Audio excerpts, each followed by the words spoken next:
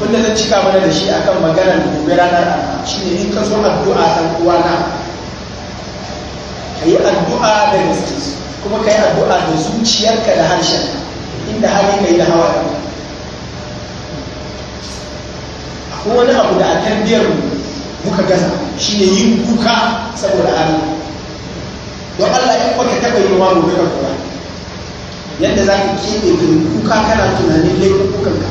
kana tunanin rahmar Allah kana tunanin ran da za a ci yau ga ka a tsakiyar mutane a farfajiyar kiyama Allah yana tambayar ka kana amsawa kana tunanin ranar da za a turbuɗe ƙasa a rufe ka a cikin wani likabari a binne me za ka je da shi me za ka nuna irin tuna wannan abu da sa ka yi kuka don Allah mu koya maka mu wannan magabata haka suke